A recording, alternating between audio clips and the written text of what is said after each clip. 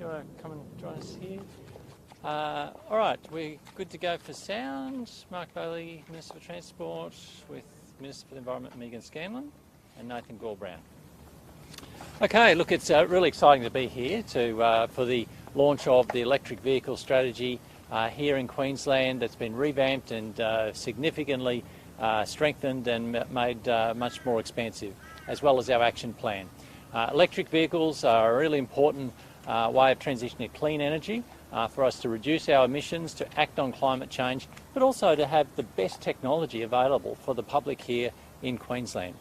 What we've seen, most other countries have seen strong leadership from national governments offering substantial subsidies to get people in electric vehicles to act on climate change. Not so much in Australia, where we've seen no support really from the Morrison government. In fact, scare campaigns against electric vehicles from the current Prime Minister. It's been left to the states like Queensland to lead the way, and that's what this strategy here today is about. A couple of the key things that I think are really important is that the Palaszczuk state government's offering a $3,000 rebate for anybody who buys an electric vehicle to a cap of $58,000, so that it's for those affordable kind of vehicles. We want to see more and more people driving them as soon as possible, because that means we're acting on climate change. And what we also want to see over the next few years is, as those cars go into the second-hand market, we want people who are in that second-hand car market to be able to have electric vehicles as a very viable alternative, because not everybody can afford a brand new vehicle. Likewise, electric vehicle infrastructure charging is really important. We've got the biggest road network in Australia, and so what we'll see this year is that in Western Queensland, a lot of electric vehicle chargers will open for business in places like Barcaldine and Longreach and Mount Isa, and we're adding another $10 million today to ensuring that there's more electric vehicle chargers for those long distance journeys all over the state, and that we've got faster chargers out there as well. There's also here a commitment from government to ensure that our government fleets transition to electric vehicles and clean energy. We've already exceeded our targets there, but we're significantly strengthening our targets so that we can ensure that our fleets are dominated by zero emission and electric vehicles going forward into the future. And of course they go into the second-hand car market once they're flipped over, so that the public can then buy a good couple-of-year-old electric vehicle so that they can afford it too. I'm really pleased to be joined with the Minister for the Environment, Megan Scanlon, who's worked with us on this, and also Nathan Gore-Brown, who is an electric vehicle user and importer, who will say a few words as well. I also want to acknowledge the contribution of the Energy Minister, Mick de Brenny, who we're working closely with too, because the transition to electric vehicles obviously has implications in terms of infrastructure, the energy system. We're working very closely together to make sure those sorts of things are being worked together so that the whole system evolves and changes. And of course, the more electric vehicles, the less fuel imports for this country as well. It makes us more energy independent, and I think that's a really positive thing for Queensland. Megan. Yeah, thank you. Well, great day for Queenslanders to make it more affordable for people to be able to purchase electric vehicles. This strategy is a key part of our climate action plan that we handed down last year that talks to how we're going to reduce emissions in this state. We know the transport sector contributes a lot of emissions. It's the second highest sector when it comes to emissions across Queensland, so we need to make sure we can drive those down, and by incentivising people to purchase electric vehicles, that helps us with our long-term aim of trying to act on climate change. This is wonderful news, and you know it builds on some of the other commitments that we've made. There's some really clear targets in here around the electric vehicle uptake for passenger vehicles, but also around our commitment around making sure we transition our bus fleet as well. So wonderful work. There'll be continued work as well to look at the whole transport sector as a whole, and that's really part of the Palaszczuk government's commitment, is to look at how we can look at each industry and lower emissions to create more jobs while saving our beautiful environment as well. So thank you. Thanks, Megan. Yeah, thanks. I'd like to commend the government on their transition, or their strategy that they put together at this point in time. It's the second phase of their transition, and they were really the leaders in the first. What I notice in the policy.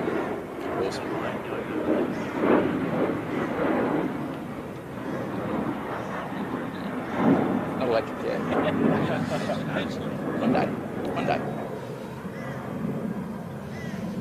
Sure. One of the elements that I notice in the plan, beyond those initial incentives which will support people to transition to those lower cost cars now, is also that forward vision for freight transport, for the bus network and so on. And I think that's a really important part of the transition to zero emission vehicles over the course of the next little while. I think it's important to help business and industry to understand where that is most economically viable and where there are opportunities that can be done soon. And in fact, there are a number of those sectors that are run in freight and in operations like buses where they're actually almost as cheap or cheaper than the diesel equivalent today. So that's really important. And I think also beyond that, continuing to send a message to the public is really important as well, to make sure that folks recognise this isn't just this week or next week, but it's actually going to be a continuing thing. And that helps decision makers at fleets and at businesses and individuals in their homes to be able to really think about where they fit in this transition process.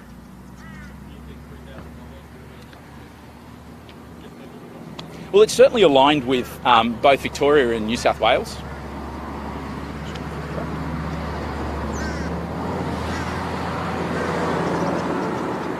On a work site, right? So I'll start again. So it certainly is aligned with other states, and I think being in lockstep helps. It certainly sends a message to a vast number of the population of Australia and sets a bit of an expectation. And I think that it will. It's also one of those things that really gets people thinking. Oh, maybe I'll look at it. And once I find that once you start having a look at it, the incentive may or may not apply, but it's got you thinking about it. And I see that will actually catalyse sales as well. Can you tell us about your car, how you got it over here, how Sure. much it costs altogether? Yeah, sure. So I imported the little blue Honda behind me because Honda Australia have chosen not to bring that car to Australia yet. And so as a real fan of that little car, I decided to go and find one and chose to import it. So I bought that car from the UK. I imported it about 6 months ago. I worked with an importer that's used to doing this sort of thing and certified to do these things. And so the car was about $45,000 to buy, a little bit secondhand. And then separate to that was the import costs, which were about another $15,000 to $20,000 on top. So the car here in Australia was landed at around that $60,000 mark and is one of the most exciting EVs to drive. Would you like to see concessions made around those import costs and upgrades? I think there's a real opportunity as we go forward to look at that and to work out how can we get more vehicles to the roads in Australia. As we see right now, most OEMs are just choosing to bring the vehicles they bring in the volumes that they do, which is restricting to supply. And there's a lot of demand. Even Kia recently said there was about a 6-to-1 demand ratio for their new EV6. And so that is a bit of a challenge. And so one of the ways to supplement that could be imports and using that import route to bring vehicles in. That's very popular in New Zealand. And New Zealand have put their money where their mouth is in that way too.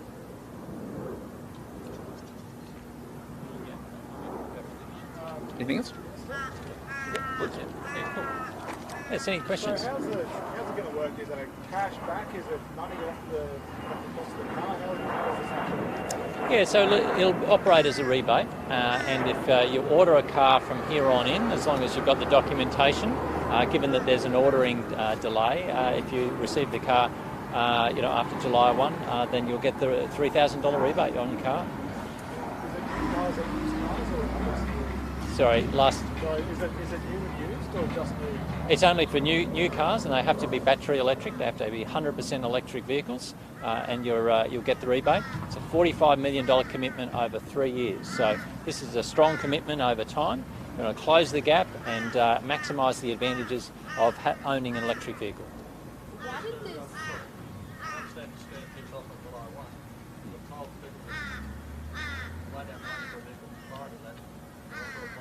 Yes, they can. So if you order a car now and it arrives after July 1, then you still are subject to the rebate. We want to get these electric vehicles in people's hands as quickly as possible. So by all means, if people from here on in order it, have the documentation, they'll get the $3,000 rebate.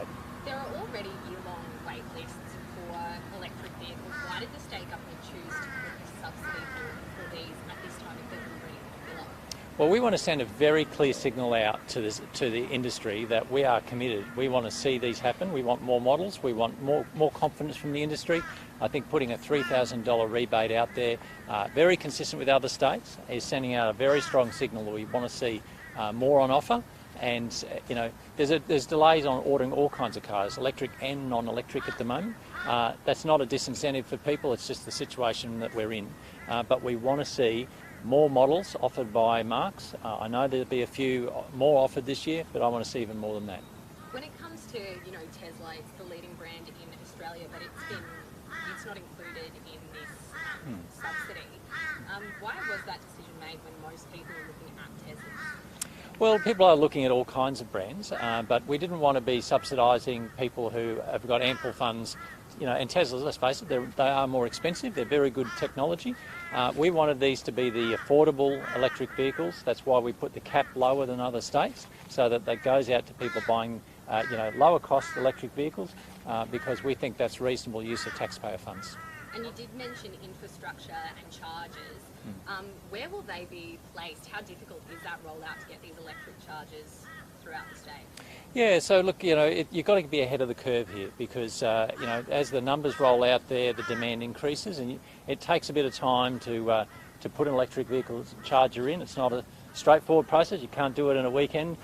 You've got to line up your energy to your energy grid, go through a few different processes. So, we committed to the West Queensland upgrades in the budget last year, and you'll see a procession of those openings over the next 6 months. So it takes often, 9 months to a year from the decision to do it to actually getting it going. So that's why we're getting ahead of the curve with the $10 million additional, basically stage 4 of the Queensland Electric Vehicle Superhighways, part of this package today. In real numbers, how many charging stations does that equate to roughly? Oh, look, it really will depend on location and those sorts of things. We've got the biggest road network in Australia because we're the most decentralised state, so the cost might look very different if you're going out to, say, Barcaldine than if you're at a major city in the southeast of Queensland. So it will vary depending on the location. Look, hybrid vehicles do contribute. They're less intensive in terms of emissions than a combustion engine vehicle, but they're still not as good as 100% electric. So we wanted this to be about zero emission technology.